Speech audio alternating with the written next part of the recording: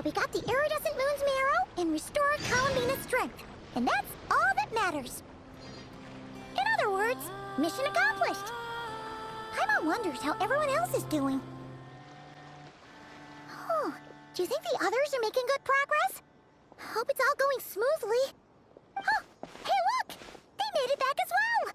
Flintz, Llama! How did it all go? All is well, thank you. Nefer and Yahoda had to stay at the curatorium to wrap things up, so they won't be joining us for now. I ran into Miss Nefa and Miss Aino on the way back.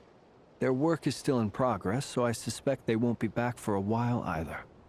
You seem rather cheerful today, Mr. Flintz. I certainly am. I achieved what I set out to do and came away with more than I bargained for. Fighting alone can get quite tedious, but I had the good fortune to run into a pair of brave young warriors. We meet again. How have you been? Albedo! What are you doing here? That would be a natural assumption to make. It's also the correct one. These two courageously lent me a hand while I was fighting the Wild Hunt. When they told me they were Servarka's colleagues, it all made sense. And given how people of outstanding talent tend to cross paths, it's no wonder you're already acquainted. So, who's your travel buddy, Albedo? Why don't you come and introduce yourself?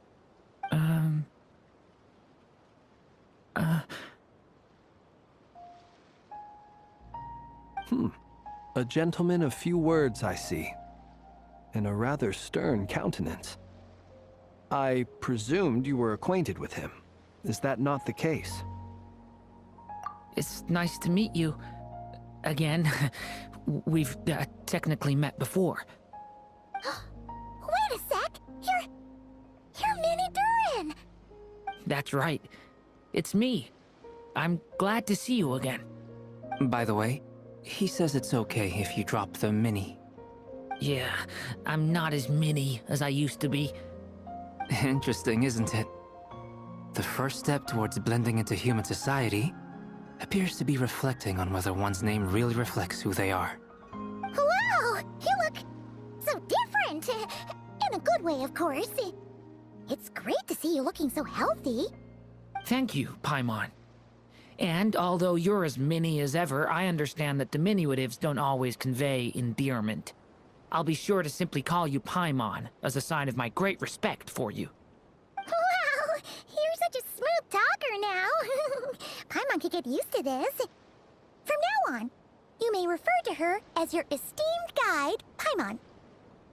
Personally, I think our little Paimon is the perfect size. When people call her Little Paimon, it's just because she's so adorable that they can't help themselves. If that's not a sign of endearment, what is? You're absolutely right, Miss Lauma. My brother still has a long road ahead of him when it comes to understanding human relationships. Anyway, speaking of long journeys, didn't Columbina, leave with you? How come she isn't back yet? She's been catching up with old friends. Wouldn't be surprised if she stopped for a cup of tea or 10 on the way back. Uh-oh. People are talking about me. Hope it's nothing negative.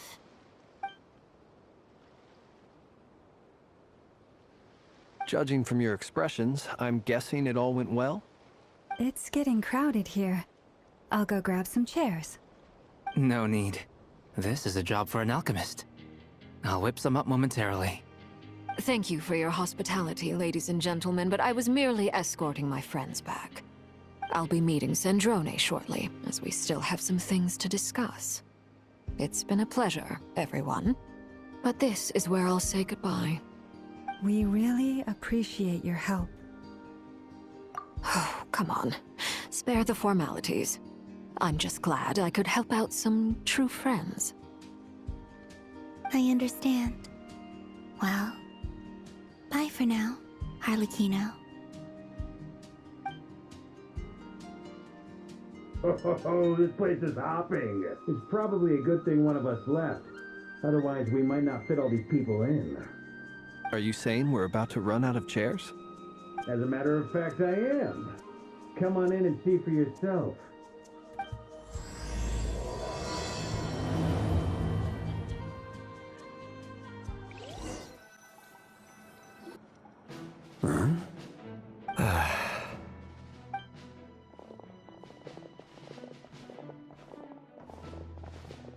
I overheard your little chit-chat outside, by the way.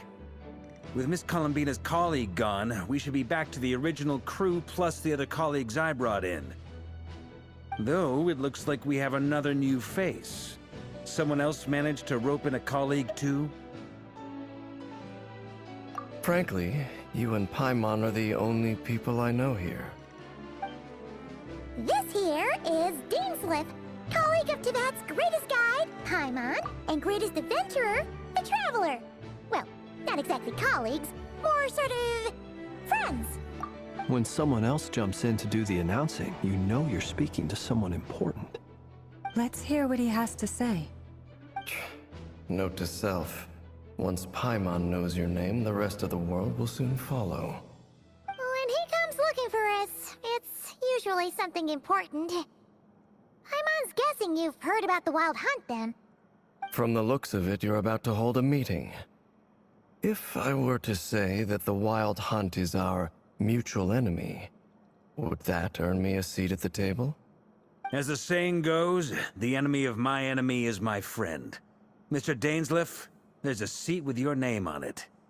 Though, I can't promise the same for everyone else. Hey, Albedo, think you can rustle up a couple more chairs? After all this time apart, Grandmaster Varka's first order is to rustle up a couple more chairs. I've missed this. Is he being sarcastic? Hey, he's your brother.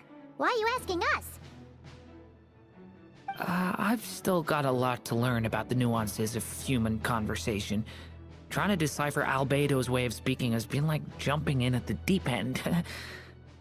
Oh, good point. Paimon gets you now. Don't sweat it. There are people who go their whole lives without getting the hang of it. You're ahead of the game already.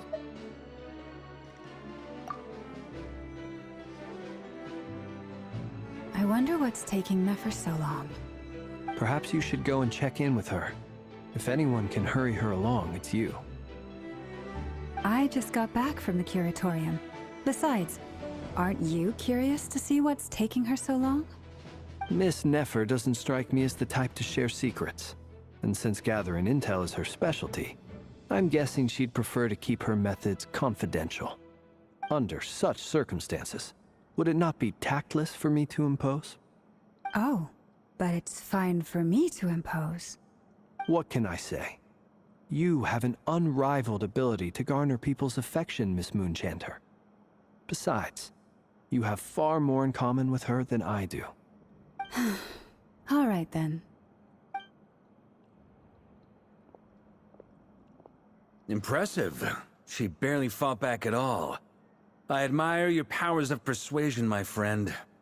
As I'm sure Miss Lauma will realize soon enough, the trick in life is to always pitch in with other people's responsibilities so that you can be selective with your own.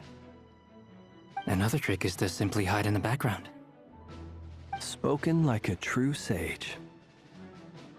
Anyway, looks like we've got some time to kill before the meeting. Let's take a little breather, folks. And feel free to chat amongst yourselves. We'll get down to business once the other two arrive.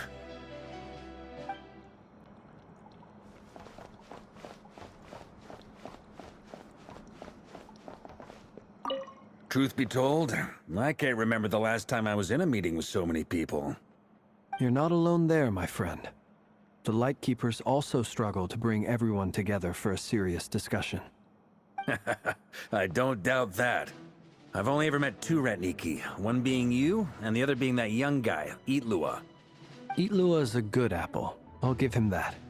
He's kind, honest, and regularly delivers supplies to my lighthouse. A true Ratnik to the core. In that sense, he puts me to shame.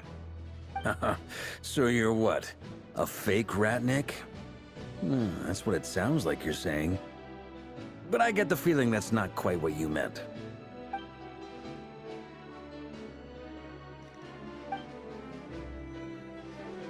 Come on, why the awkward silence? Sorry. I'm not even gonna bother trying to hide it. You've known all along, haven't you, my friend?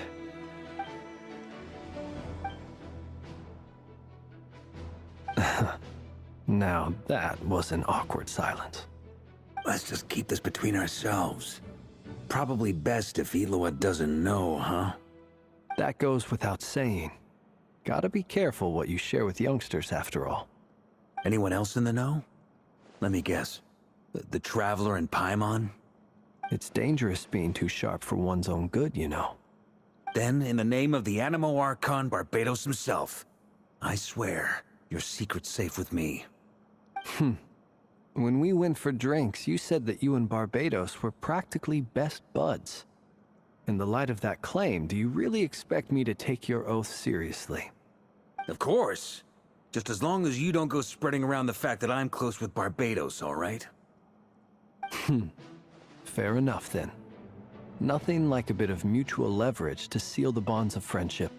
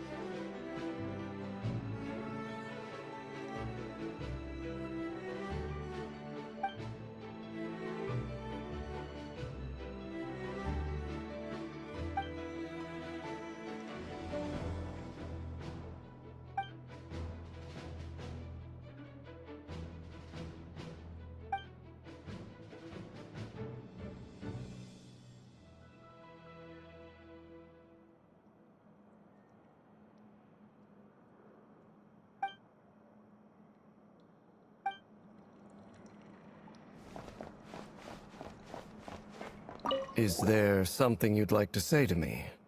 Yeah! For starters, why'd you just show up here without even giving us a heads up? If you think back to our previous interactions, you may recall that that's hardly out of character for me. You do have a point there. Oh yeah! You'll need to find somewhere to stay the night too, right? Wanna tag along with us? You never know. We might get a group discount. Sure, let's do that.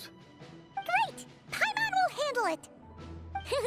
And in return, we can get Dainslift to be our very own personal bodyguard. If that's what you had in mind, you should have said so sooner. I'd be happy to help.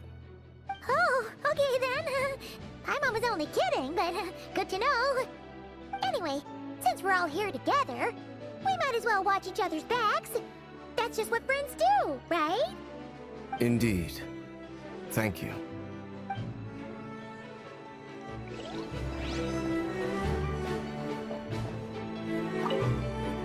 You're both awfully quiet. Why don't I start us off with an icebreaker? Much obliged. Have either of you ever had your portrait painted? If not, I'd be glad to help. That sounds like a lovely idea. You know how to paint, then? I dabble occasionally. He's an excellent painter. Tables, chairs, people, dragons, you name it. He'll paint it for you. I'm flattered. If I ever get the chance, I'd like to give it a try myself. I'll bear that in mind. Anyway, how about you, Durin? What sort of portrait would you prefer? Oh, I'd be fine with anything. Whatever style feels best to you. Very well. Then I'll play it by ear. You can replicate any style I want? I can try. If you show me a sample, I'll do my best to match it. Thank you. In that case, I'll dig up some reference material for you.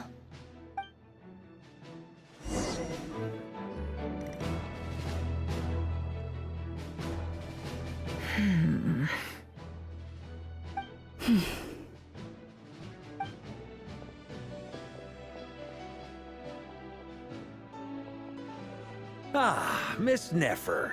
You made it after all. But what about Yehoda? I'm here to give you an update on how things are going on our end. Once this is over, I'll be heading straight back to continue my work. I left Yehoda back at the Curatorium to watch over things while I'm gone. Huh. So much for just this once. Shh! Not so loud! We're on a roll here. What if she remembers and suddenly decides to back out?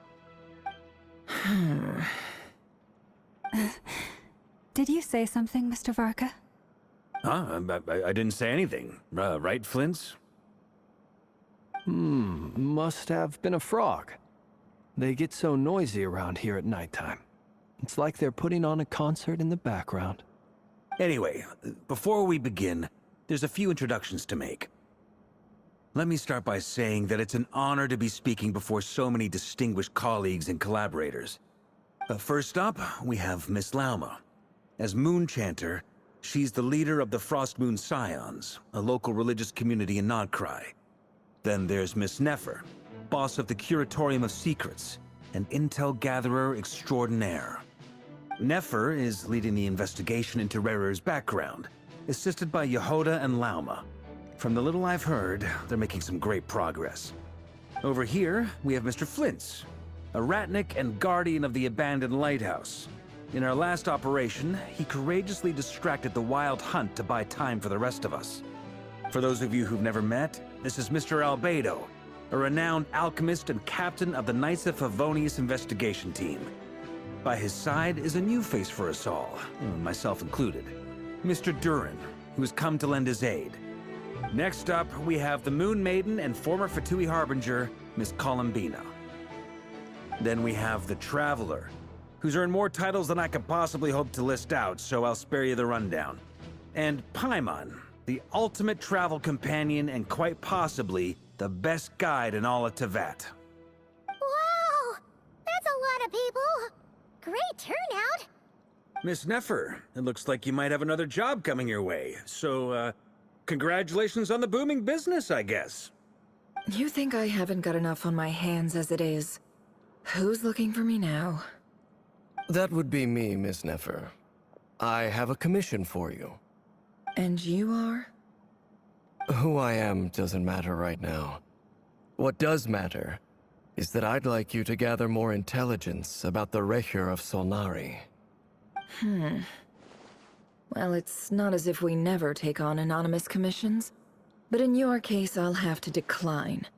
I'm gonna take a wild guess and say your job's probably more hassle than it's worth. Something about you seems like bad news. It's my eyes, isn't it? Conrian, I assume. And what's with the mask? Are you trying to hide your identity? In any case, the fact that you're even still alive raises an awful lot of questions for me. My name is Dainsleif. And yes, I am from Conria. As I'm sure you're aware, the Recher of Solnari's real name is Rerir. He was once an acquaintance of mine. Really? Then you must have been quite an influential figure yourself. You flatter me, but none of that matters anymore. My point was simply to clarify why I have asked Miss Nefer to investigate Rerir's background. So you're both from Conria, and it sounds like you used to be friends? What am I missing here? Surely you already know how he became one of the Five Sinners. I'll tell you everything I know. The history of Conria, the names and identities of the Five Sinners. I remember it all like it was yesterday. I have never spoken openly of this before. But the truth was exactly as people say. The Five Sinners were each driven by their own desires, and it was by playing upon these that the Abyss tempted them to their fall, tearing Conria apart in the process. The visionary, Vedafenir, who wished to foretell the future. The wise, Haroptatir, who sought limitless knowledge. Gold, Rheindotter, who desired to create life. The foul, Surtologi, who pursued supreme strength. And last, but not least, Recher of Solnari, Rerir, Ravager of the Moon. Of the five, Rerir is the only one who remains a mystery to me. He never harbored grand ambitions, So what changed in the space of a single night? How did he come to fall like the others? In other words, you're saying that his change came as a shock to you, and you have no idea what actually happened? That's right.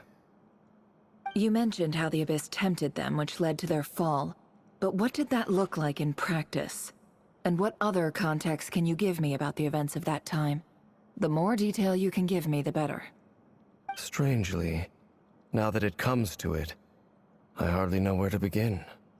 The fateful night took place during the era of the Eclipse Dynasty. One day, my elder brother, the visionary, Vedifenir, was summoned to the palace by the Vinster King, only for the king to gouge out his eyes and cast him into the dungeons. When I came to hear of this, my fury knew no bounds. I gathered together every ally I thought I had, and together, we set a night to storm the palace and free Ved. Centuries on, the memories of that night still haunt me, like a never-ending nightmare. We broke through the palace gates, just like we had planned, each striking towards our separate targets.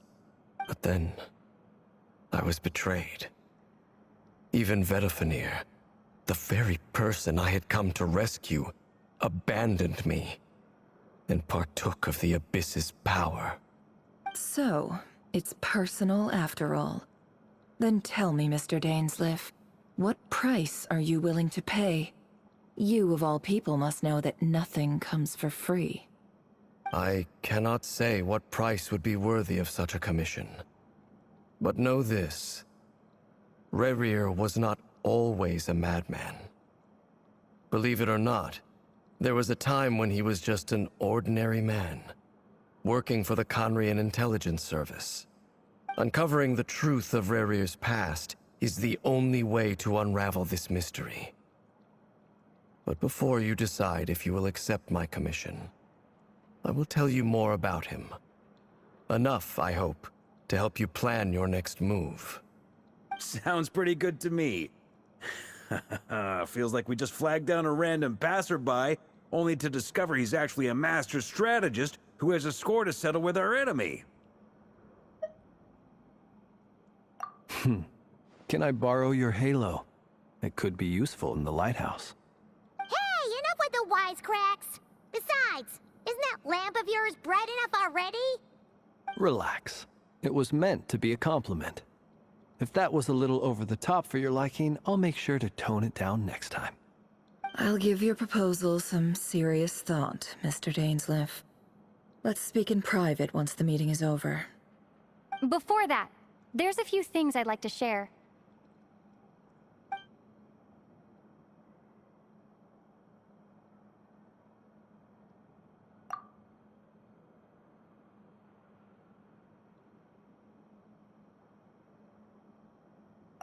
Now that we've united the hearts of the three moons, your power should be greatly enhanced. But it seems like that hasn't happened yet? I believe it will take a little longer. You've done so much for me, so I want to be completely honest with you all. Even though I'm doing a lot better now, the truth is, my recovery will likely be an ongoing process. From the moment I was born, my power has been slowly ebbing away. And that is because Tevat has never accepted me.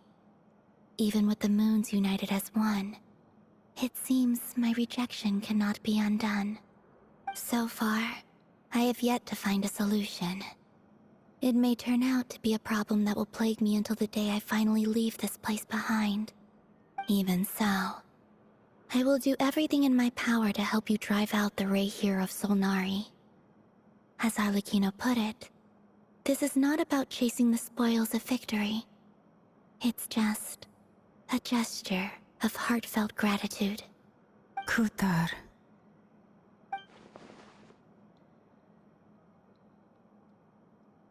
Defeating the Ray here of Solnari will be no easy task. While my strength slowly recovers, we'll also need to gather more intel. Naturally. We should take all the help we can get if we hope to defeat him.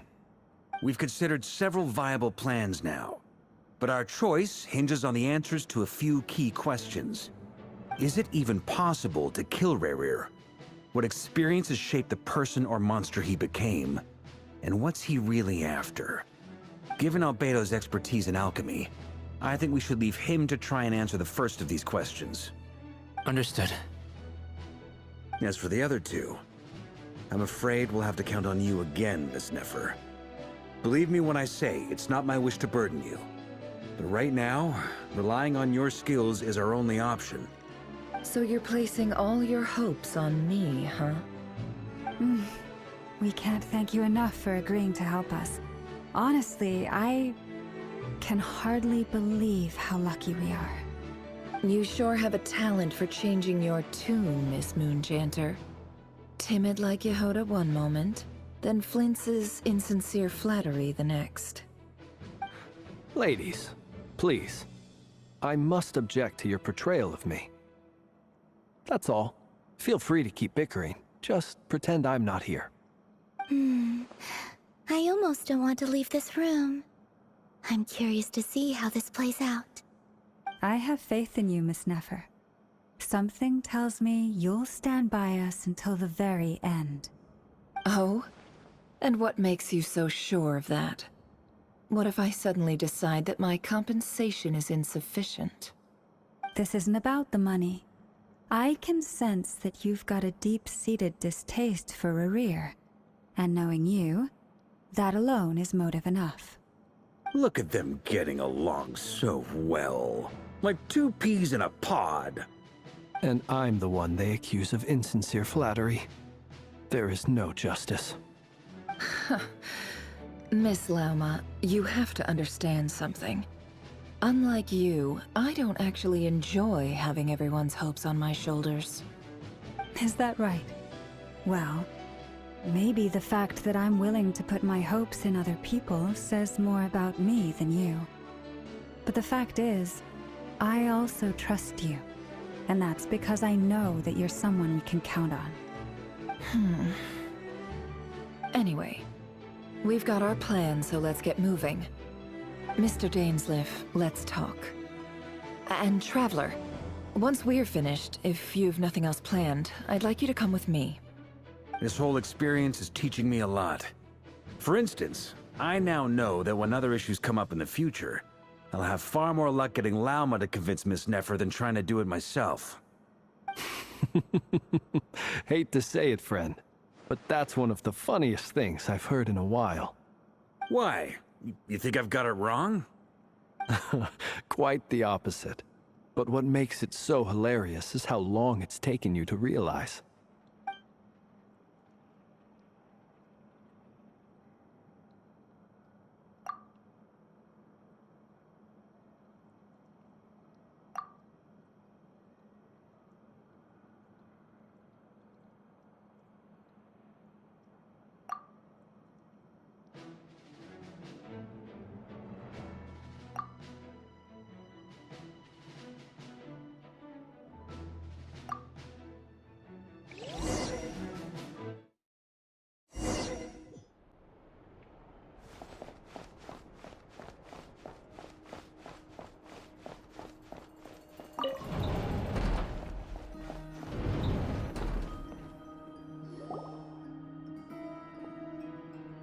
Thank you for waiting. It's okay. We actually used the time to help Dainsleif get a room at the hotel. That's very considerate of you. Now, I trust you share my curiosity about Rerir's past, and you seem fairly familiar with Mr. Dainsleif already. We spoke at some length after the meeting. He was the one who suggested I should invite you to join this operation. He feels confident that these secrets will be safe with you. Dane has a lot of faith in us, that's for sure. Likewise. I appreciate that you got right on board without interrogating me about why I invited you. It shows that you trust me to explain everything in due course. That's because we know what you're capable of. We appreciate you too, Nefer. You might have been forced to help in the beginning, but this time, it was your choice. That's one way to put it. Another is this, that once a decision's been made, it's set in stone. After that, my only goal is to see it through. Alright, so here's how it is. I'm going to access Rerir's thoughts again using my confidential method. Now, I'm sure you've seen things like this before on your travels, so you're surely well aware of how dangerous it can be. The reason I've gathered you all here is to ensure my safety during the proceedings. I plan for us to enter the fragment of his consciousness together, and once inside, I will focus on searching for information. Think of this as a diving expedition into someone's brain. If I'm the diver, you are my safety equipment, tasked with keeping me alive while I'm under the surface. Once the ceremony begins, we will all be spying on privileged information. But in the interests of safety, you must remain absolutely silent at all times. We will discuss our observations after the ceremony has concluded. Lastly, any individuals of a weaker constitution are advised not to partake in the ceremony. In any case, Paimon has her own job to do, which requires staying in the room, but not joining the ceremony.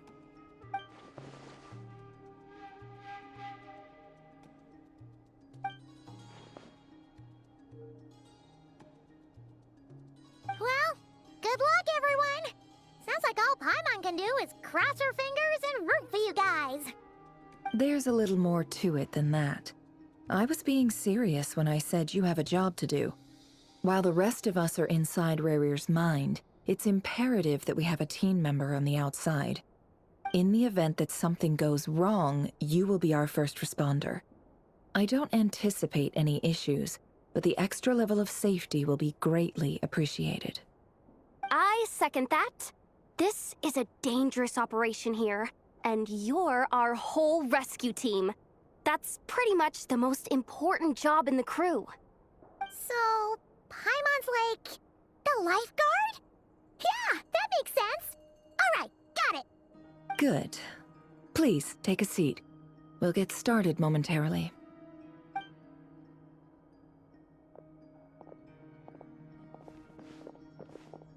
So, did Mr. Dainsliff tell you anything else? He told me that he believes Rerir kept some big secrets in his life. He's not sure that they were the cause of his eventual downfall, but he's asked me to uncover what those secrets were all the same. But surely you're not planning to go through with this, no matter the cost. If you think that, you'd be overestimating me. I'm a businesswoman, not a mercenary. But I do have my own professional reasons for taking this job. You think I'd turn down the opportunity to get a first-hand glimpse into Conrian history? No chance. Well, as long as you don't let morbid curiosity get in the way of safety concerns, we're good. We'll do whatever we can to help you. You're such a killjoy.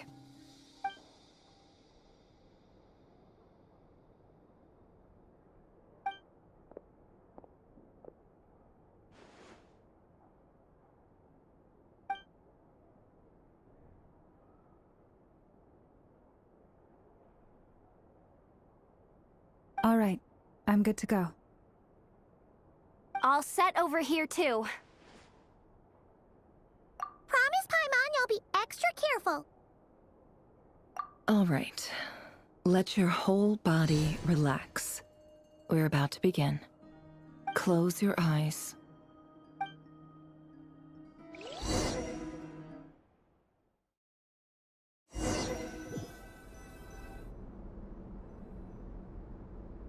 Phew.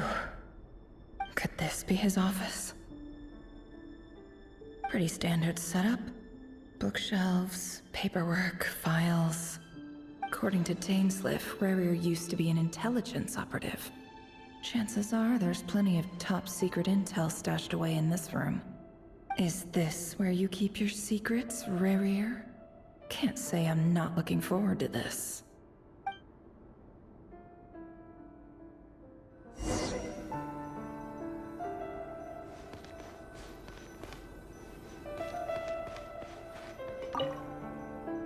A file tucked inside a folder. The title reads, Dear Breakfast Shop Owner. It's a list of names. But at this stage, I have no idea who any of them even are.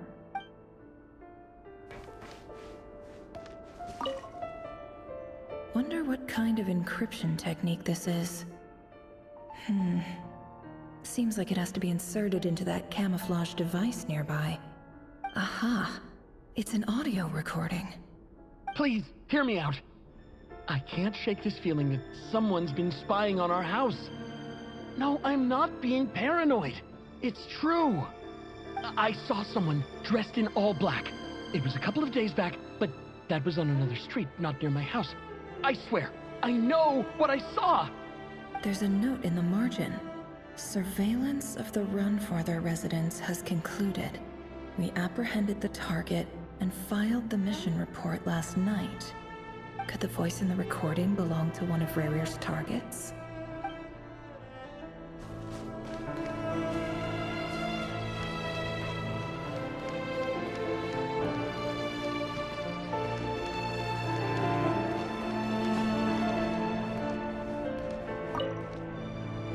Bookshelves full of documents.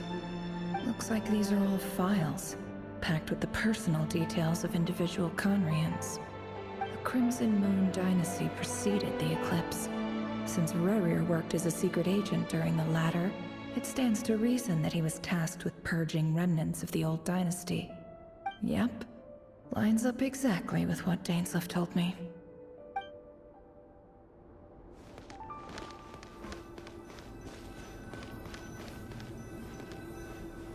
He looks even gloomier than last time. I wonder what's changed.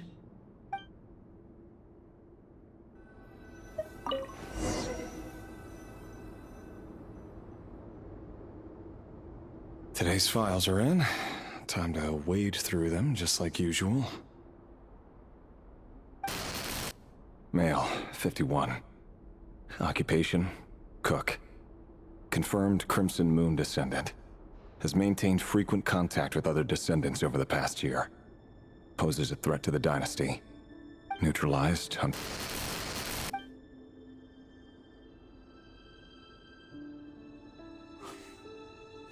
This one should be archived under purged targets.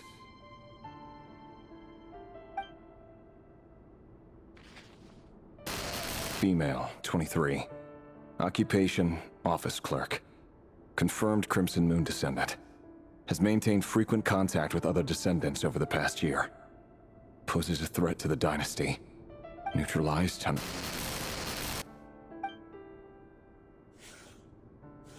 Another one for purged targets. Sounds like she was that other man's daughter. Never mind. What's it got to do with me? Male, 40. Occupation, teacher. Confirmed Crimson Moon descendant. Has been observed making contact with other descendants during the past year. Poses a threat to the dynasty. Neutralized on... Just another nobody for the archive. Come to think of it, I remember surveilling this man. A case like his never would have been considered a priority in the past. Huh. He barely even interacted with other Crimson Moon descendants.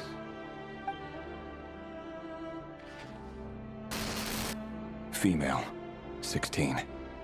Occupation, none.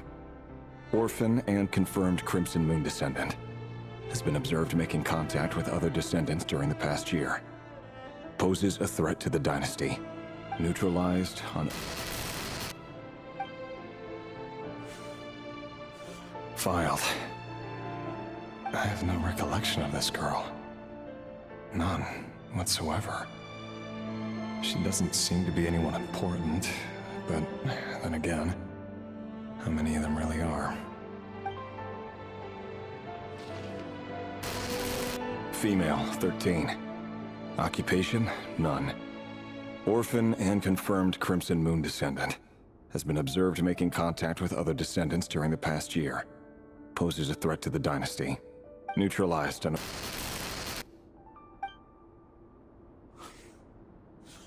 Filed.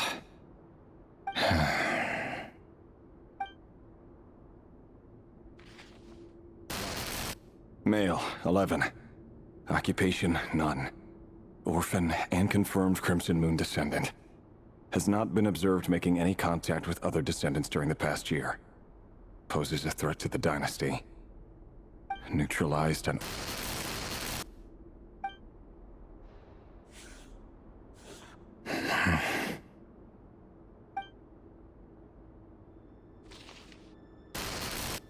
Male.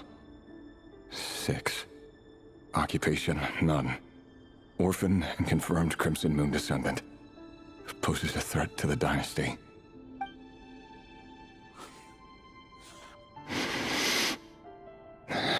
It's funny, isn't it?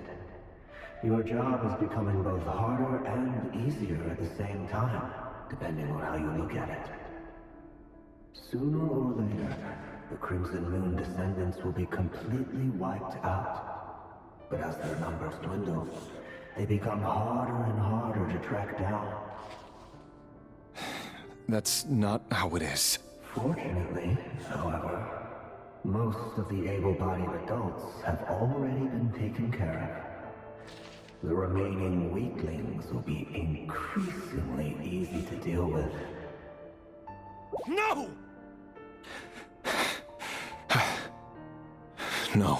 My job is to ensure the survival of the Eclipse Dynasty.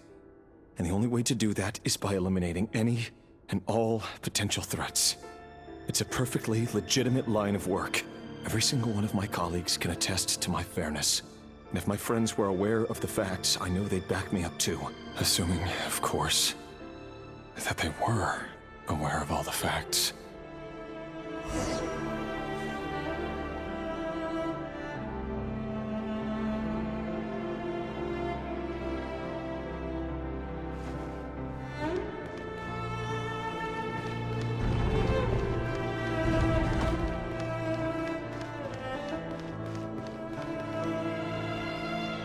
Mr. Vedifalnir, it's been quite some time since we last met. Revir, I trust you're here because you have something important to discuss. Forgive me. I wasn't tuning out, it's just, I noticed you didn't even phrase that as a question. As if you knew I was coming. Tell me, does someone in your position ever feel the need to ask questions at all? It is indeed within my power to foresee certain things. Things like your arrival. I was just thinking. It won't be long before I'll be inviting both you and Dane to my wedding. That isn't a lie, but nor is it a fact as such. It's a wish, isn't it? No fooling a prophet, is there? Ever since that day we met for drinks, I knew it was only a matter of time before you came looking for me. Does it feel good? Knowing how the future will unfold. I'm afraid the notions of good and bad fail to capture the complexity of what such a power entails. Once you've seen what will come to pass, it can be all too easy to succumb to fear and melancholy. Unless, of course, you learn to abandon these feelings.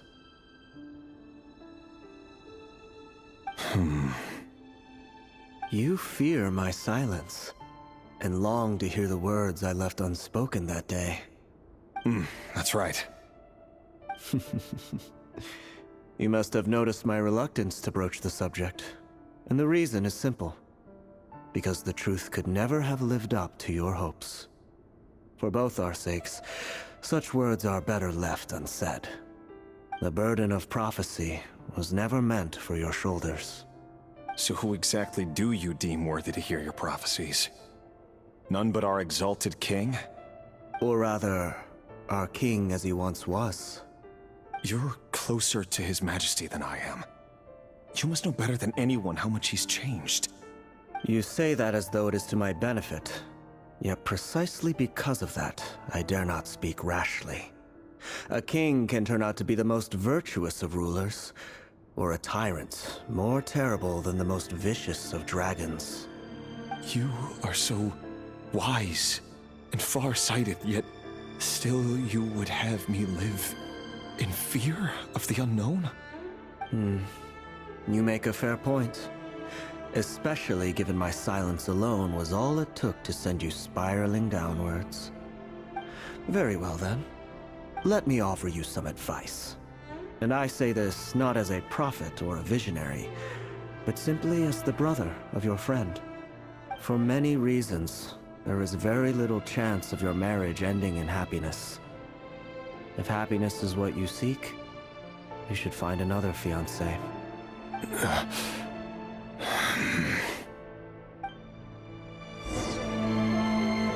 Hold on. There's that same black fog again. Could this memory belong to Thelindis? Guess I'd better tread carefully.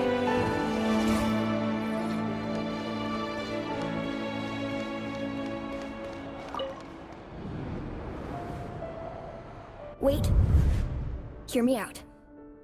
This time we finally got a clear look at his face and learned his true identity. His name is Rayrir, and he claims to be one of the king's guards. What did you say? A cruel irony, isn't it? The man you're set to marry leads a double life as a brutal executioner. Why are you telling me all of this now? Simple. It's because I want you to kill him. You are the only person he would never suspect. No, absolutely not. I would never dream of doing such a despicable thing. So you'll just stand by and watch him slaughter us to the last? Do not forget that the blood of the Crimson Moon flows in your veins too. The blood of the Crimson Moon? What does that matter now? The dynasty has long been dead and gone. You think that alone is reason enough for me to throw away everything I have? Why wouldn't it be? You two were once a child of the Crimson Moon, just like me. Don't tell me you've never felt so much as a flicker of fury for the way we were trampled into the dust. As long as you promise to abandon this pipe dream of restoring your dynasty, I can try to persuade him. Or have him persuade the Vinster King. Persuade the Vinster King? Do you even know why he's so obsessed with hunting us down? Why he keeps trying to force us to hand over our secrets over and over again? Or why we refuse to give up on restoring the dynasty? The Vinster King. A blind fool. His eyes clouded by powers from beyond this world. A petty little man with a miser's heart. And he dares to sit upon the throne? Mark my words. Sooner or later, Conria will fall. And it will be his doing. If you can't bring yourself to do it, so be it. Just you watch. It won't be long before calamity descends upon us all. The Rayrir of Solnari. That really is quite a secret you've been keeping from me, Rayrir. But who am I to talk? Am I really any better? I've kept my own past a secret this whole time too. Love should be built on honesty. But ours was born from lies. And yet, is it really so wrong to hide things that would only make life harder? If we don't cover up the parts that no one else should see, how can we go on pretending to be normal? Vedifilnir must have known all this. And that's why he made his prophecy. In the end, nothing stays hidden forever. But I won't just sit by and watch this disaster unfold. I'll do everything in my power to protect what I cannot afford to lose, no matter who I have to face.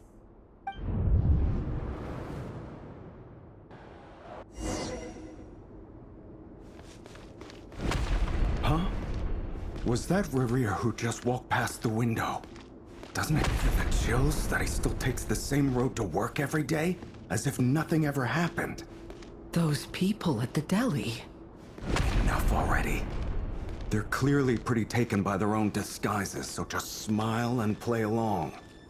Pull the rug from under beasts like that, and you'll risk having your throat torn out.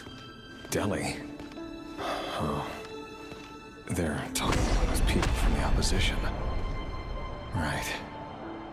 I'd almost forgotten they used to run a deli. People of no consequence always vanish so easily. And no one even remembers them. But surely you can see he's not the man he pretends to be! So many have died already, and they say that the king's madness grows with each passing day. We're not going to survive this, are we? But why does it have to be this way?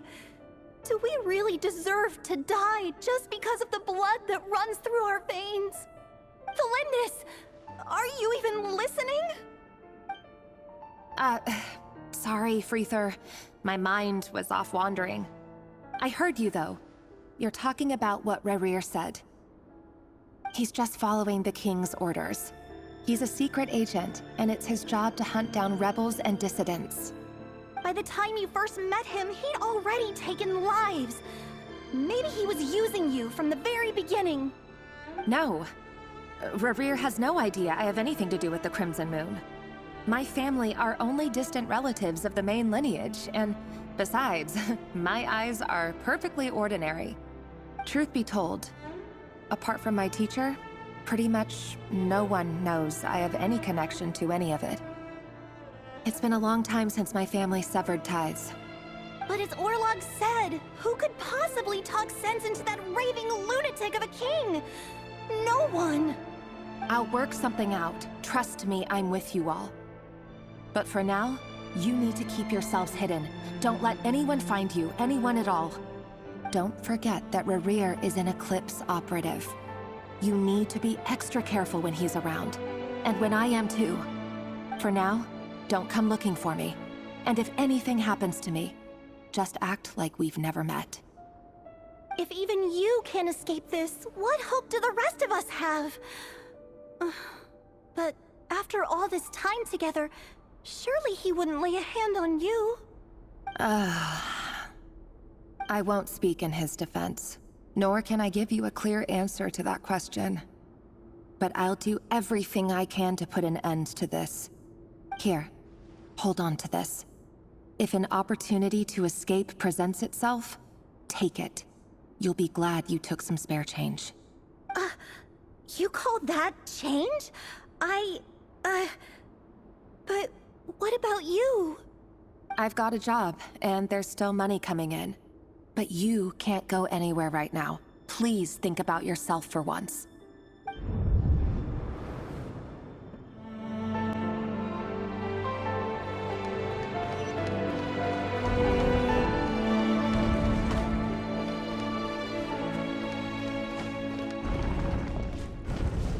Another day, another round of assassination training. Training ground is just beyond this hidden passageway. When you kill a person, doesn't it bother you when you end up covered in their blood? Why would it? Aren't we all just walking blood bags? But not everyone is accustomed to hunting down others like prey. You've been a hunter for so long now, you seem to have forgotten that most people don't just go around killing one another. Leave me alone. Make sure you have a firm grip on the handle. Then choose your angle well. Keep your movements light and brisk. And the prey won't sense a thing. I love that. I'll bet no one's ever died a quiet death as you are. I work clean. No traces.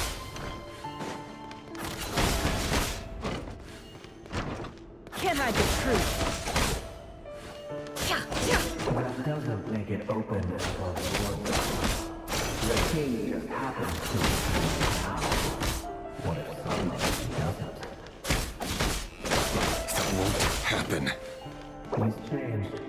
Ever since he fell under the spell of that power. In the beginning, he only had to take out a handful of the guilty. The ones I've dealt with have always been guilty. And I've carried out my work flawlessly.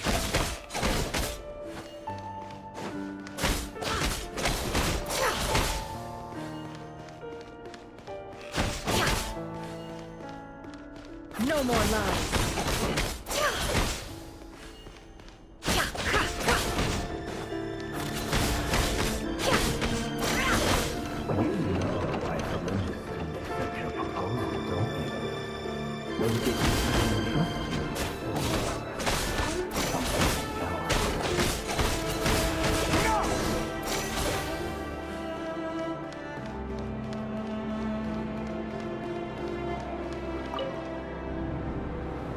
Delindis, do you still remember Orlog? Orlog. The boy who was pretending to sell flowers. You spoke for quite a while, didn't you? Yes, we did. What about him? He was arrested 2 days ago. Chances are he's already dead. He... I just don't get it! After everything he's done, why do you still stand by him? Or does it mean nothing to you that people keep dying? No, that's not... Just hear me out. I need to go now, Thelindis. They're looking for us. You take care too. If you ever need a place to hide, come find us.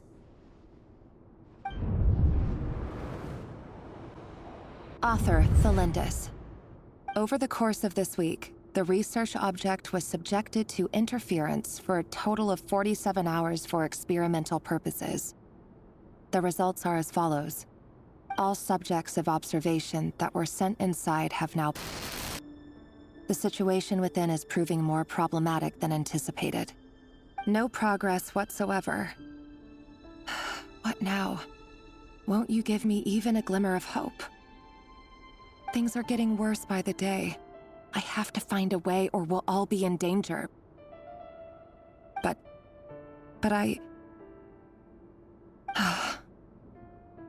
If all this research comes to nothing, what then? Sooner or later, it'll be my neck on the line.